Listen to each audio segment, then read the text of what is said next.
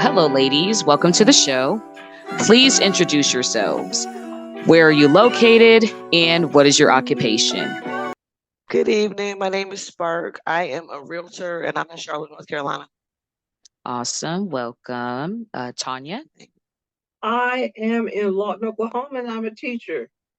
Awesome. Awesome. Zoe.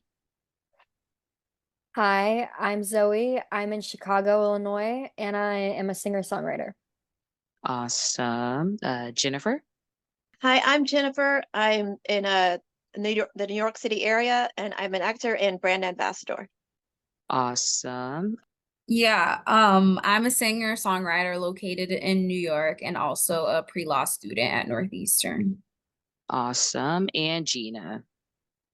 Hi, I'm Gina, and I am in Maryland near DC, and I am an actor, a comic, and I do some consulting work too. Awesome. Awesome. All right, ladies. So we're just going to dive right into the topics. Jennifer Lopez flies commercial internationally.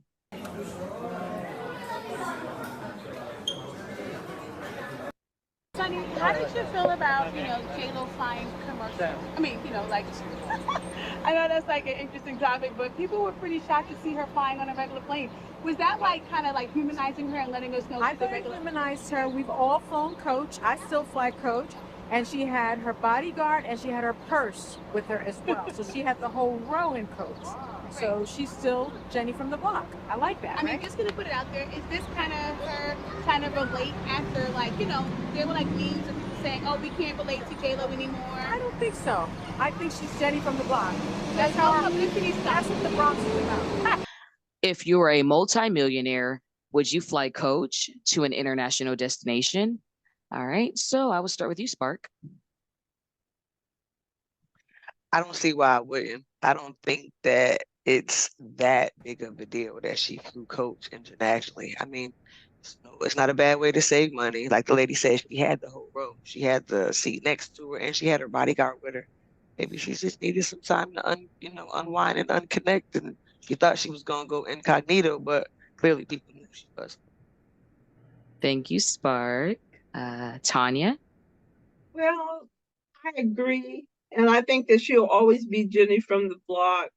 And I don't see anything wrong with saving money. I like to save money. I even still visit the Dollar Tree. So if you can save money, why not? Thank you, Tanya. Zoe.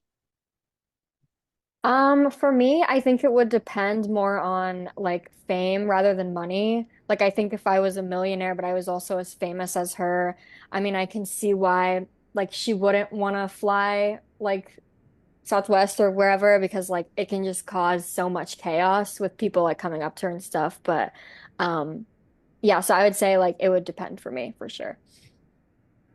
Thank you, Zoe. Jennifer. Um, I don't know if I was rich and famous. If I could afford first class, I probably would fly first class. Maybe sometimes still fly coach occasionally. Maybe with the people she had with her, maybe on that particular flight there weren't enough seats in first class. I don't know. But I think if someone who is used to flying first class, it would be difficult to go back to coach. But maybe she was trying to make herself more relatable to everyday people. Awesome. Mobby. Yeah, echoing Zoe's point, if it were up to me, I think it would also boil down to fame. Like I wouldn't really want a lot of people coming up to me as much as I would love having fans and stuff.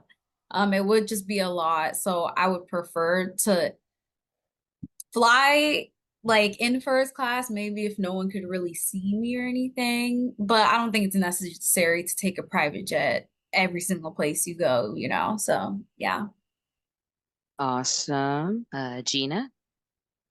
Yeah, I mean, maybe she flew commercial because of the schedule. Maybe she couldn't get a private to go, during the time that she really wanted. If I had the means, I would probably just do private, but not because I think I'm all that, just because I don't want to have to talk to people or share the bathroom. I was a teenager. I struggled with acne and hyperpigmentation, sensitive skin. I tried countless skincare products that did nothing to me. I was frustrated and desperate. I didn't know what to do. After months of errors and trials, I finally created a skincare line. Not only helped me with my acne, but also calm my sensitive skin.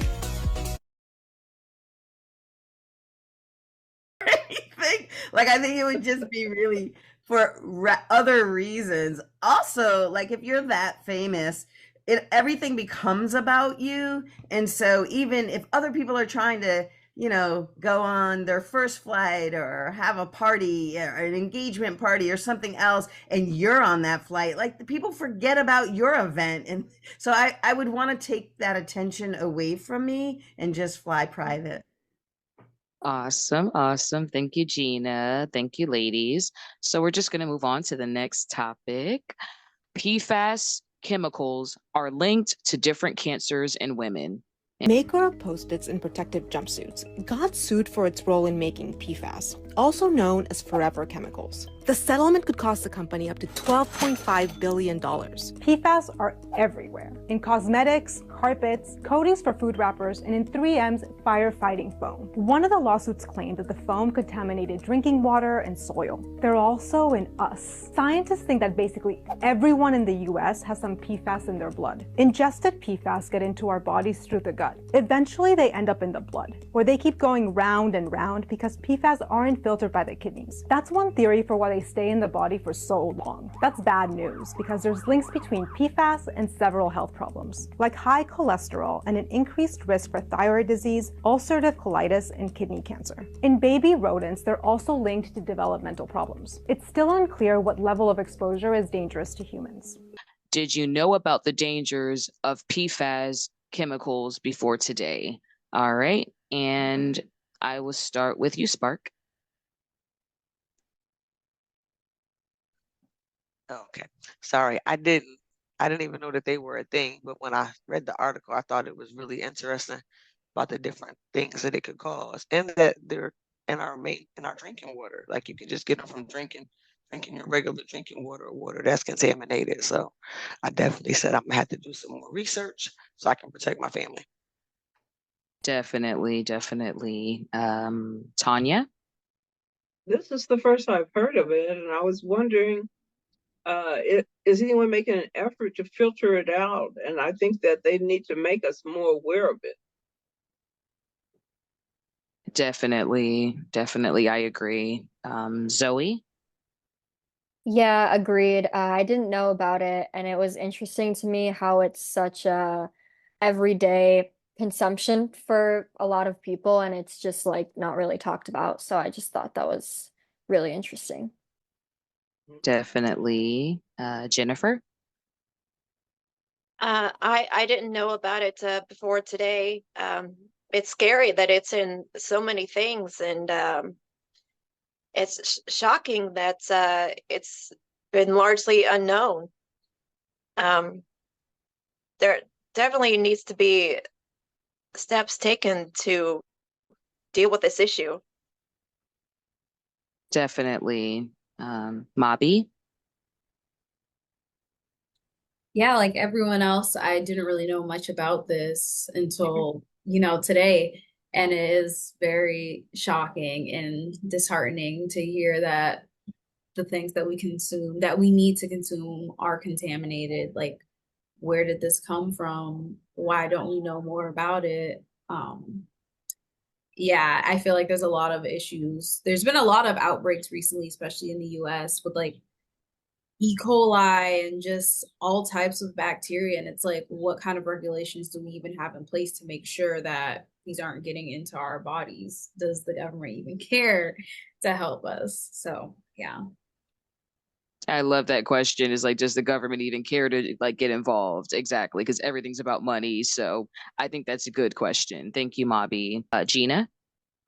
Yeah, no, I also did not know about PFAS. I feel like there's probably a lot of different bacteria that we live with. I mean, obviously there is some that we live with and it's not a problem, like it's sort of healthy bacteria. But yeah, I'd like to know a little bit more about that one and probably a lot of others and what they can do to us. I saw the short list that you put up and that was scary enough. Thank you, Gina. Thank you, ladies. So we're just going to move on to the next topic. Long Island County created new restrictions for their sports facilities. Passed a ban that prevents transgender athletes from competing on women's sports teams. This comes after a judge struck down the county executive Bruce Blakeman's executive order. CBS 2's Jennifer McLogan reports from Mineola. Contentious times at the Nassau County Legislature as the controversial bill to ban transgender athletes from participating in women's and girls' sports at county-owned athletic facilities was reintroduced. For me, as the mom of a gay and transgender young person, I am deeply, deeply hurt that this is happening in my backyard. Nassau County Executive Bruce Blakeman's initial legislation was struck down by the courts after a judge ruled he didn't have the authority to impose the ban without legislative approval. Members of the legislature came forward to me and they said, look, we would like to pass this local law to make sure that we have fair competition for women and that we have a safe environment for women. It's about the use of the county's more than 100 public facilities like basketball courts, parks, pools, off limits to transgender women playing a sport on a team advertised as one for women and girls. Nothing says we hate your kind like a law that looks to eliminate hard-fought rights. It's all about discrimination. The New York Civil Liberties Union filed a lawsuit on behalf of the Roller Rebels, a roller derby team on Long Island that welcomes trans women. They vow to continue to fight and appeal. I don't worry about the competitiveness. I think about the family structure. I think about the support system that so many people don't have in our community, especially trans women and trans girls. With a GOP majority, the vote along party lines has passed. Democrats calling the ban the promotion of private interest over public good. Do you agree or disagree with the legislature's ban? All right. Do you agree or disagree with the legislature's ban? Tanya, do you agree or disagree with the legislature's ban? I agree with the decision. I feel that women have fought so long for equality, and perhaps there can be a transgender division created to ensure inclusiveness and fairness.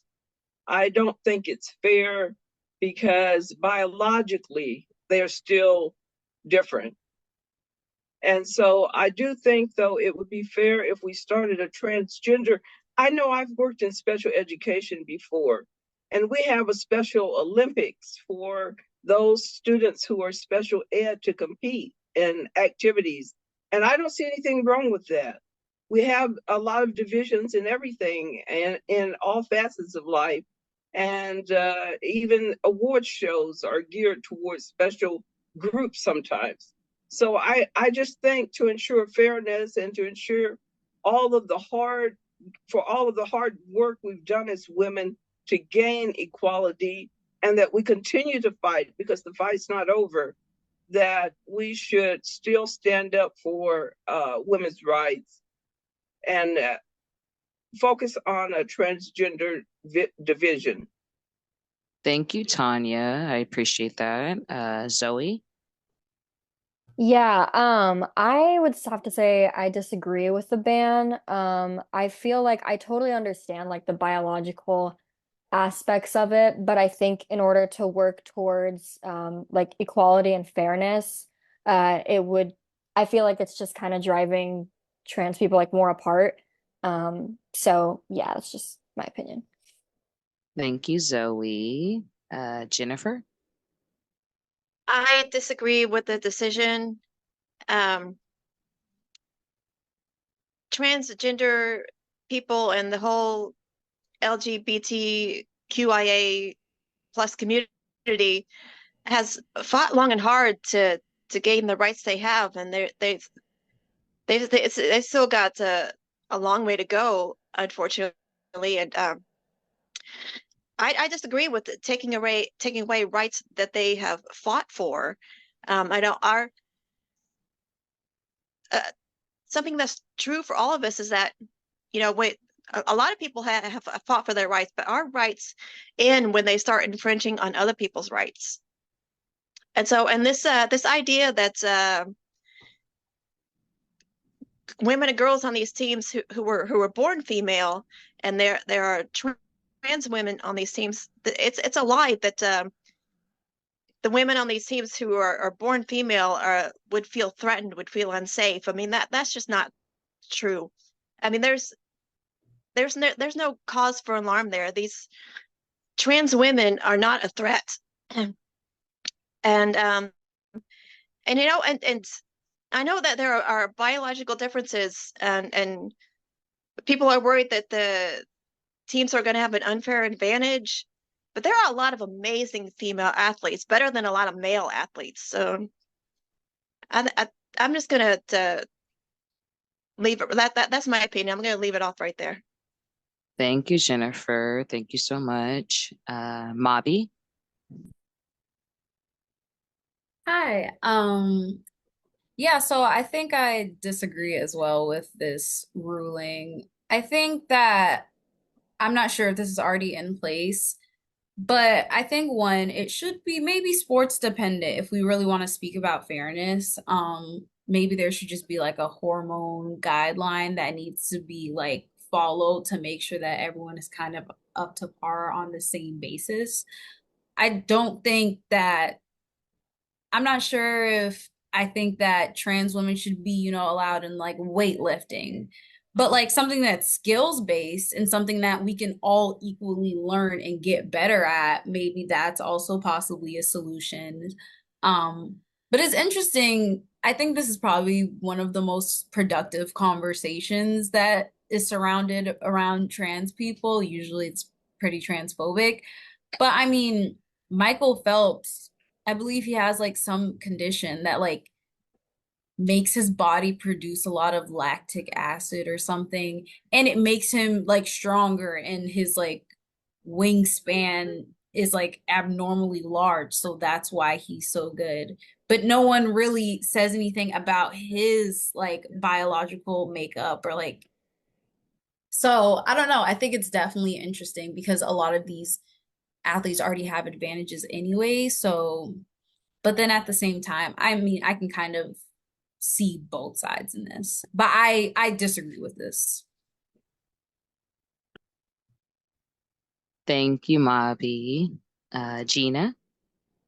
Yeah, I disagree with the ban. I do think, and I think it was said by a few people, maybe Jennifer, maybe Mobby, but I think that there are parts of our physicality that come out regardless of how we were born biologically. I think that there are some biologically born women that could, put some men to shame just with their natural ability.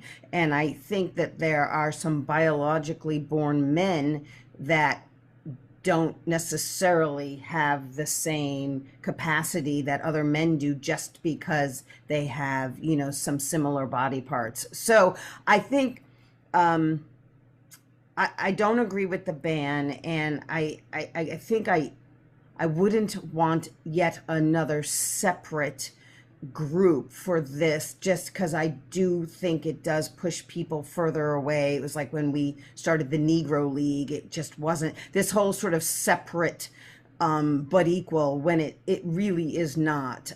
So yeah, I mean, I don't agree. I don't agree with the ban. Thank you, Actually, Gina. add to that. I'm sorry. Sure. Sure, Mobby. Yeah, That sure. was a great. I agree with that, with the separation, because I feel like too that's just gonna create all of these leagues, and like it's just too much. It's alienating everyone. Sports is something that people are supposed to come together. But I also believe that it further pushes this narrative that men are stronger than women. Like yes, technically they have these types of hormones which can make them. It can, but not every single man is stronger than every single woman. I'd like to interject on that. Okay. Because we do have different groups. So what are we going to do then? Will we make everything fit for everybody?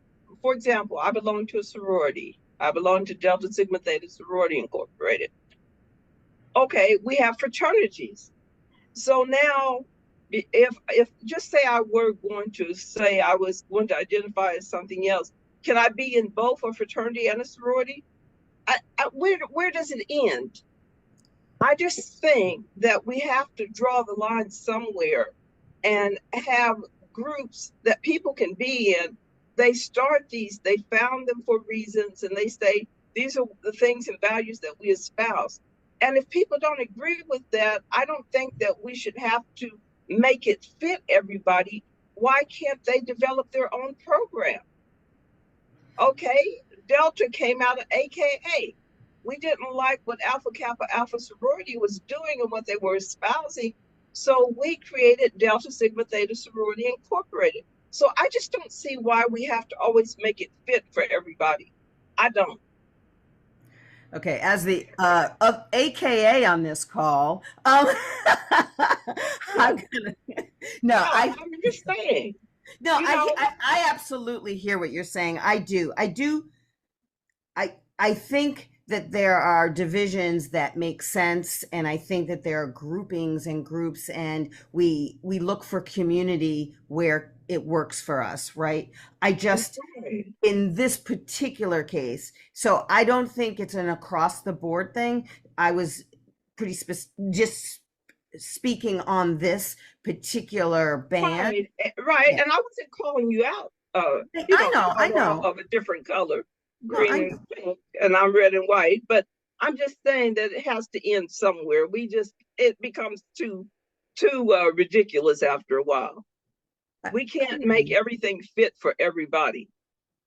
I hear you. I guess I just started to think about other categories that have been trying to come into the majority fold and being pushed out. And I guess in this particular, I'm not for pushing people out. I know. I understand that. I'm just saying that's what was behind my thought process, was just that I didn't, in this case, see why we couldn't be inclusive in this case. I understand. Well taken. Okay. But Thank you, ladies. Thank you, ladies. I love it. I love it. Yes. Spark, if you can hear me, please jump in. Please answer the question. Like I was saying before, it's a hard question. I hear everybody's side, and I myself am not for banning anybody. So I guess in that it would be maybe I don't agree with the decision.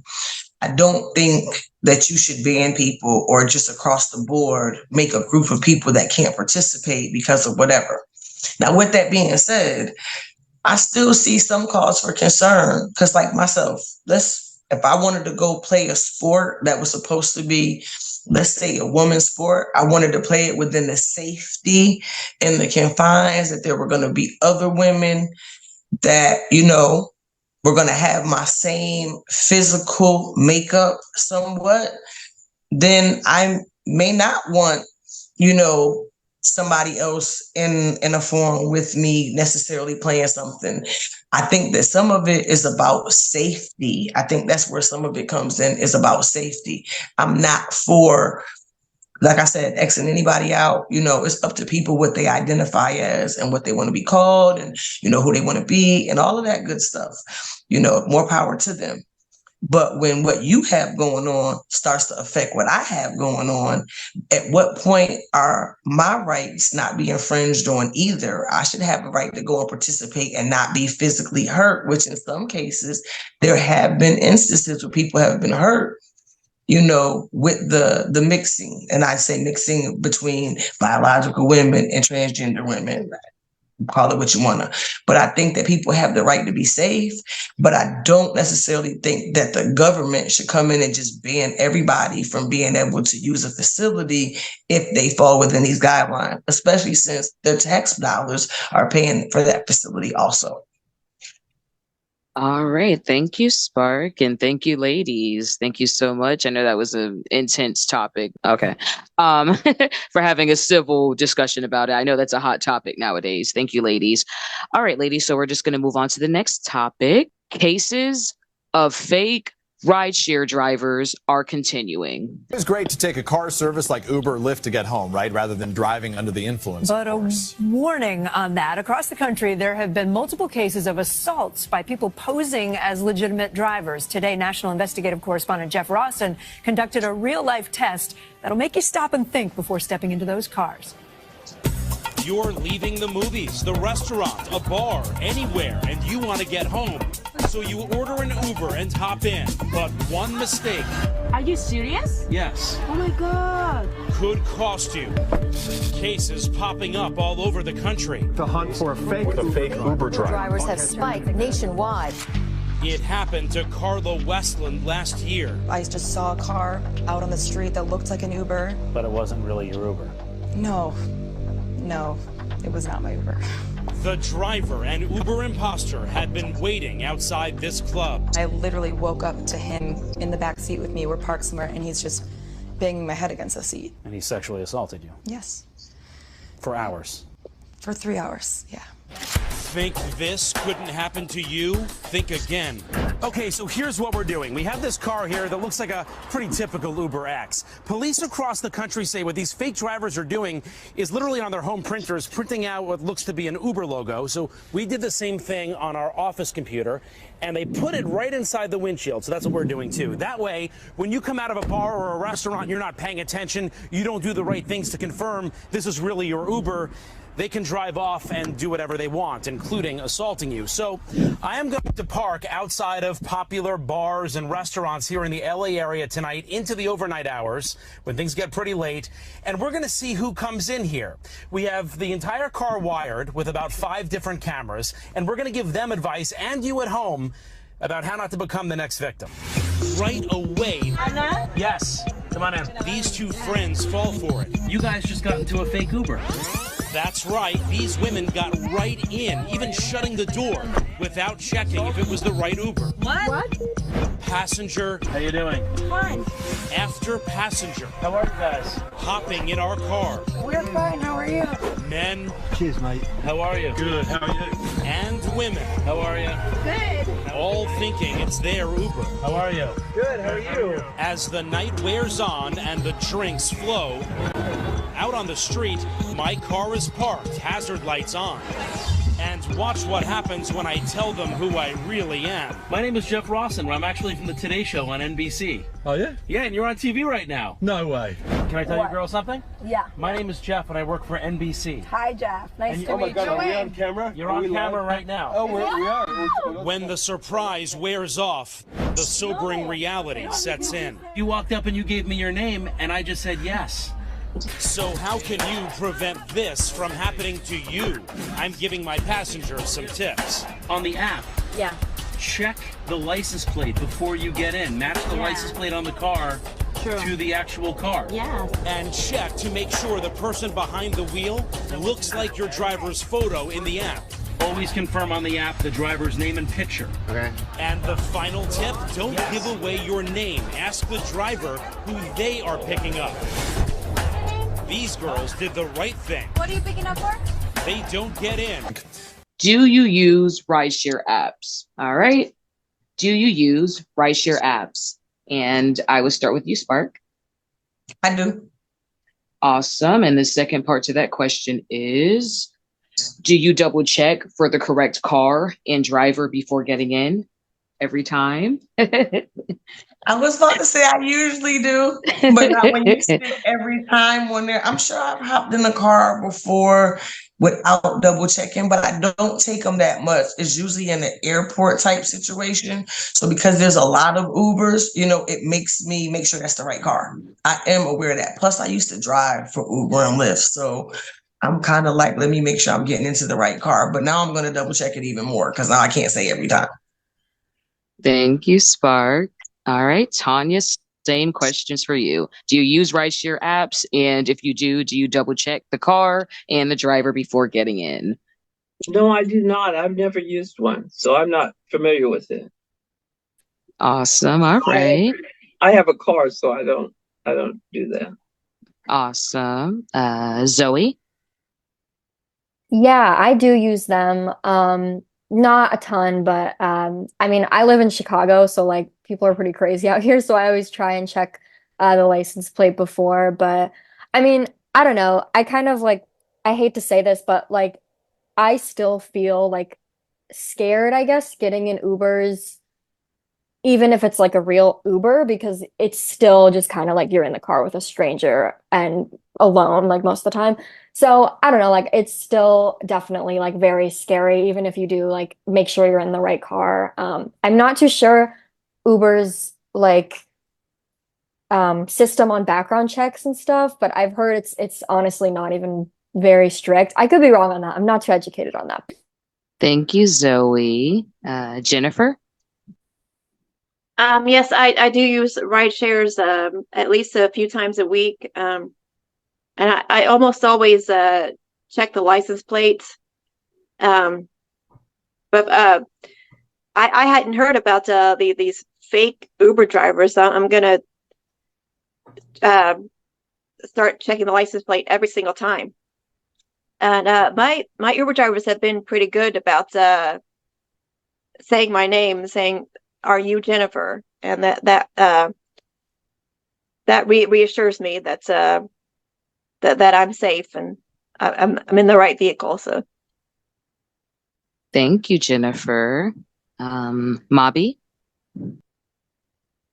Yeah, so I use rideshare apps not too often because I live in New York and it is really expensive. But when I can, I do usually, I'll say maybe 98% of the time, look for the license plate because that's just how I spot the car anyways. And then I get in and I try and confirm.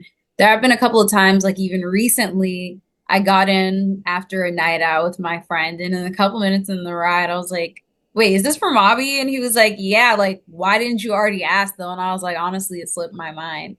But yeah, especially if I have a driver that's a man, I'm definitely double checking everything to make sure I'm okay.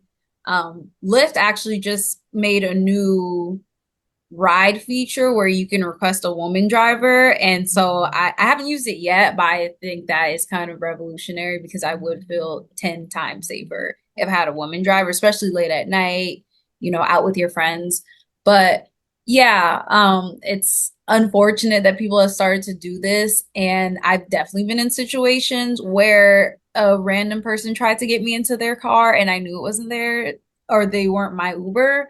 So I hope that more people start to really look into it before they just hop in a car. Wow, Mobby, there's a couple of things that I'm like wowed by that you said. Like, number one, I didn't know that Lyft had that option. So I didn't know that was even a new option. So that's really cool. So I will have to look into that because I do not have a car. So I do use rideshare sometimes, but I usually use Uber. So I had no idea they had that. So that's awesome.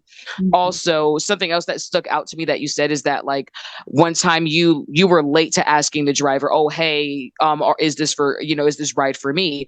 But what I noticed is that you said that it was like late at night, right? Yeah, it was. I've noticed that like because I've seen a lot of stories where is usually women like when there are weird situations with like fake drivers, it's always them coming from a bar or a club. So there's people out there literally like they know that you guys are going to be not your 100%, so they're just looking, they know that you guys are going to think they're an Uber. So that's just something that I've noticed. But thank you, Mobby.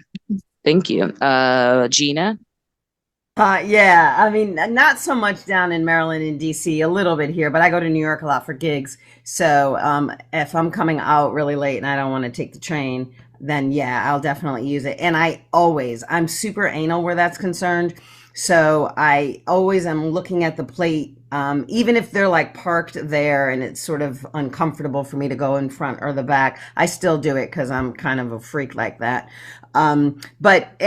And when I go inside, they generally, I almost pause because they are like, Gina, and I'm like, yeah, and I'm like, blah blah, and then that's that. But yeah, I think I'm just super anal and OCD about some things. Thank you, Gina. Thank you, ladies. So we're just going to move on to the next topic. A Florida beach has a growing number of rip tide deaths. People have died in rip currents in Florida, bringing the total to 6 in 48 hours. The latest happened Friday evening off Panama City Beach. The bodies of 3 Alabama men were found one by one. A 19-year-old swimmer also died in Panama City Beach on Thursday. Now, in this Treasure Coast on Thursday, a Pennsylvania couple actually got caught up in a rip current and drowned while vacationing with their 6 kids in Stewart Beach. Officials say if you ever get caught in a rip current, let the current take you out until you can swim parallel to the shore and then get away from the current and swim back to land. Have you ever been caught in a rip tide or rip current? All right, that's the question. Have you ever been caught in a rip tide or rip current? And I will start with you, Smirk.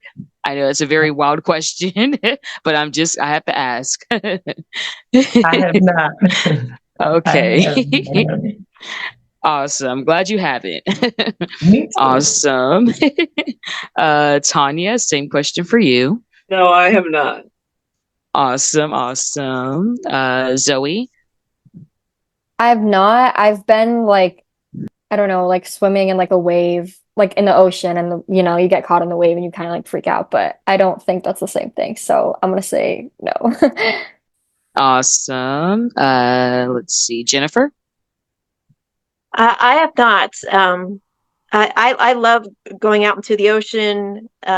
Either just swimming or just having fun in the waves. As long as they're gentle waves. If they start getting too harsh, then I get out.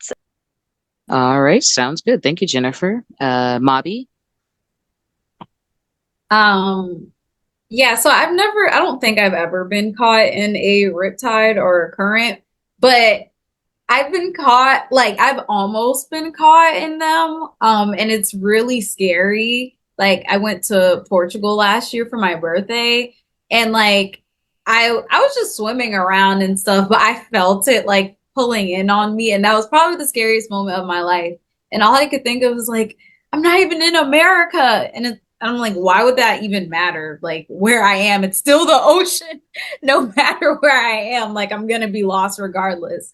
But yeah, I will say, that's really a really sad story that's happening to people. I try not to go too far out, only for Instagram pictures. Thank you, Mobby. All right. Gina? I love the youth. You're adorable, Mobby. I have, when I was a child, oh my gosh, for New Yorkers on the call, if you know anything about Jones Beach, it is just nuts. The water there is just out of control. It's ridiculous. And I was small, really young, and all I could see were just legs, and I couldn't like get up, and it was the scariest feeling, and I can still remember that. It didn't stop me. I mean, I became a lifeguard, and I took swimming lessons and stuff, so it didn't stop me, but I can still, that fear that you just can't get air is just, oh, so scary. Thank you, Gina. Thank you, ladies. All right, ladies. So we're just going to move on to the last topic. Naomi Campbell believes child-free women will one day change their minds. Naomi Campbell says if you're thinking of remaining child-free, don't, because you will change your mind. That's what she says. Naomi told the Times that she's worried about the amount of women who say they don't want kids because it's expensive. She says in the end, it's absolutely worth it. So is it kind of irresponsible, especially coming from a multimillionaire supermodel? Well, it's really nice, but I think Naomi's a little out of touch. I have heard this, though, from a lot of older women who didn't have children who feel like they have to talk to me and be like, it's my biggest regret. But on the other side, I've also seen people who have multiple children and their kids are not around and their kids are barely checking on them. They see them once in a blue moon or they might call. So I don't know if necessarily it's the answer, because I think it's always going to be the grass is greener, right? Those who don't have are like, I should have, and those who had are like, well, I could have passed. So I don't know what the right answer is, but I do know she is speaking from a place of privilege, because in order to be a single mom like she is with 2 small children, she needed to have a surrogate, IVF, sperm donor, childcare, because she's not strapping those kids to her back as she's all over the place walking runways. Somebody is at home taking care of those kids. And also, there's another part of it. You just mentioned it. Like, you wanted to have children. I really think that in my younger years, if I'd met the right person who wanted to have kids, I probably would have. But I also knew that I wasn't willing to make this lifelong commitment with somebody if I didn't feel 100%. And unfortunately, most of the guys that I was meeting in those baby-making years just weren't cutting it. Fair point.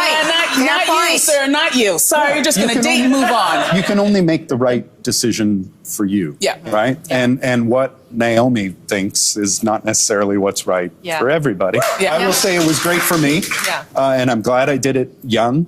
But again, I'm speaking from a privileged position. In your opinion, do most women want to become mothers? All right. In your opinion, do most women want to become mothers? And I will start with you, Spark. I guess I never really thought about it. But I think, in my opinion, most women want to become mothers. And I think that's just because that's what has been put out as the societal norm, that women have kids, populate the earth, the female kids have more kids. And I think because that's kind of been what's been put out there, that we just think that that's what women want. All right. Thank you, Spark. Tanya?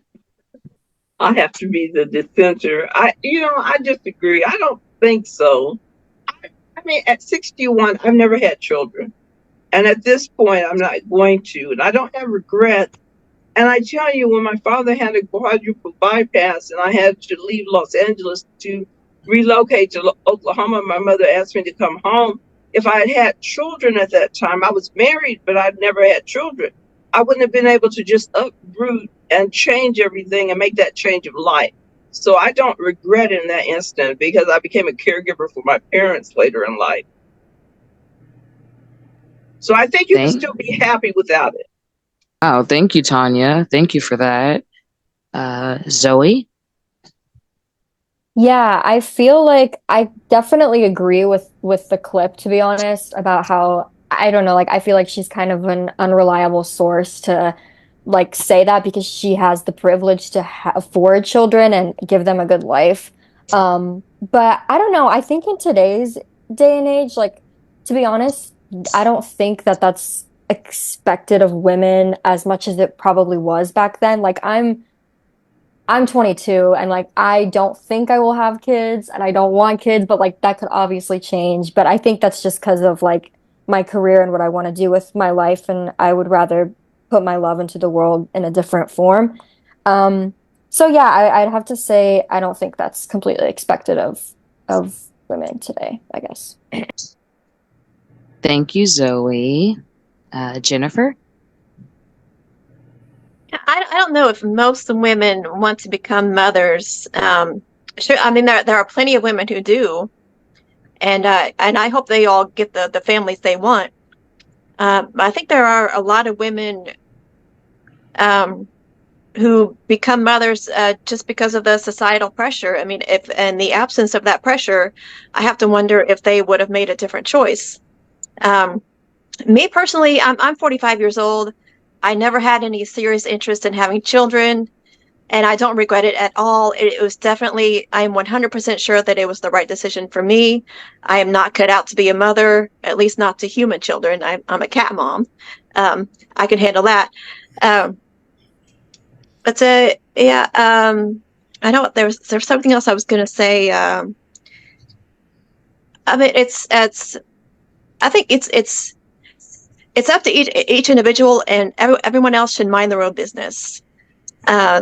I mean, nobody has the right to tell other people or to say what other people should want. Thank you, Jennifer. Thank you for sharing that. Mobby? Wow, am I excited to answer this question. I'm literally like rocking with anticipation. So, one, I'm actually kind of offended and hurt right now because I recently last semester wrote a paper about Naomi Campbell in my feminist class, where I was just talking about British icons and my paper was surrounding her. But now I have to believe that she's not even a feminist if it would ever cross her mind that women specifically, because it's not like she said, oh, people later in life want to have kids. It's women. So that's just pushing the narrative that women are nurturing, motherly, and have to have kids. Women do not have to have kids. I don't think the majority of women even want kids. I think the patriarchy has brainwashed us all to believe that that's what we should do. Like, and it's really upsetting because there's so much that we can accomplish without having kids. There's no actual non-selfish reason to even have kids, if I'm being quite honest and frank. A lot of people have kids because they want a legacy or, to please their husband slash partner. But it ends up being an unfit mother, and then that child is traumatized, and then it just becomes a cycle. And it's not just the mother, the father is probably unfit too. Most fathers are unfit. That is also another thing I will say. Because women are taught from children, from childhood, that they will become a mother, but men are not. Like, we are given baby dolls and stuff, but boys get to, do all these different things, dinosaurs and cars, and they get to imagine a life without kids. They get to live their entire life until one day they're like, okay, I'll have a kid. But it is like implanted in us since day one, like you're having kids. So I'm pretty sure you guys can tell I don't want kids. I'm not sure why I would ever want a child. If anything, I could see myself adopting a child because if, another reason why people have kids is because they want to give someone a better life. Well, there's already so many lives that aren't so good. So if you really want to help someone in need, help someone who's already alive. Don't bring someone else into the world when there's already people who need help. So yeah, I would be open to adopting, and even just the physical damage it does to a woman's body. Literally having a child is like having a parasite inside of you. Studies have shown that years come off of your life per kid that you have because it is literally sucking the life out of you. It is taking your cells, taking your blood, it's breathing your oxygen. I'm glad your mom didn't have that view, or you wouldn't even be here, sweetie. Listen, I love my mom. Like, if your mom really looked at you as a parasite that was inside of her body, like, you wouldn't even be here. And don't get me wrong, I know that it's everybody's choice. I'm speaking from a place that have been a foster parent, and I've been a biological parent. So I've taken care of my own kids and other people's kids that weren't always in the best situation. I agree, it's everybody's choice. My sons, one of them wants to have a son or wants to have kids. One of them doesn't. My son that has the son didn't want kids a couple of years ago. But after his grandfather died, guess what? His life changed, or his thought about it changed. I'm not saying that Naomi Campbell was right, but one thing that she did say that's possible is that we all have the right to change our mind. So, what you feel like now, or in a young age, young 20s, that type age. I know somebody said they were 22. I'm not sure how old you are, Bobby. You might change though later on in life. And I think some of what she should have prefaced it by saying is that if you don't do it when you're early, it's kind of like one of those, if you don't use it, you can lose it. So, you might not want to have kids in your 20s, your 30s, maybe even your 40s. But by the time, let's say you get to 70, and you want to have a kid, unless they have like new technology or something like that, how you going to do that? But we're all free to have our own. But if nobody has any babies, guess what? Population is going to die off because there's not going to be anybody here to repopulate it. So somebody has to come and let them parasites grow in there. Can I actually say something about your last point, though? I mean, when I have this conversation, and I respect all people's opinions on this. When I have this conversation, so many people bring up the point that, if we don't have any more kids, then our population, the human race will die off. I'm just not sure like why that's a bad thing. Like it does not affect all of us because we're all dead anyway. So it's like the earth does not need humans to take care of it. We actually ruin it. So I'm not really sure. Like, I feel like people have like such a pride for like being human, but like we aren't even doing that good with the earth and life that we have. Not to say that our lives are all worthless, you know, but yeah, I think it's definitely an interesting question, but I think my major concern is just like actually birthing a child because people make it seem like it's this, oh yeah, it's so beautiful and blah blah blah blah That blah. shit Like hurts. it's painful. You will never unlive that trauma of going through that. It hurts. Oh, it They hurts. cry, you can't sleep. And then the other thing is it's you're just responsible for someone. Like babies die in their sleep. Like, and I know that's like a really hard thing to like think about and talk about, but like, what do you do when you just gave birth to this thing and 2 days later it just dies for no reason? Like, you can't unlive that type of trauma. And I think too many people just have kids just for the sake of having kids. And then it's just this whole like negative, it just becomes a negative thing, unfortunately, because so many things can go wrong. And like obviously, you know, life is about risk. You take risks, you do what you want, do what you love. But I genuinely think that like I like the idea that at least my generation moving forward, we're having less and less kids because I genuinely think just having kids holds women back. So Thank you. Thank you, Mavi. Thank you, ladies. Gina, what's your take on it? Yeah, this is theater, and I'm loving it. Mavi, you are a trip. Yeah. So I was a late mom, right? So I had children at 37 and 40, and when I was young, I too was like, if I have them, I have them. It doesn't. It's like whatever. But then, as I got older, I did want them, but I have lots of friends who don't have them. I was adopted and I lived in a foster home up until I was almost 5. So I love that you did that because there are so many people who need that, right? And I love, Mobby, that you brought that up because, yeah, that's a topic for another day. But there are so many children out there. And I had said to myself, if I wasn't able and I still wanted, I would just adopt. I wasn't wedded to the idea of them being my blood. And I also did happen, to have them while I was married. I'm divorced twice. But I didn't have to, yeah, I know. I didn't have to be married either. And I agree with you about the generation. I have 2 Gen Zs and they're like you. They might not. I think one wants to, but they're not wedded to this idea that you have to in this we're here to procreate. So I don't agree with Naomi Campbell and Mobby. It's just the beginning of your idols and icons falling. Trust me, I've lost several. Now I just can't idolize or love anybody. I'm like, oh no, please, I like you. You're gonna say something or do something.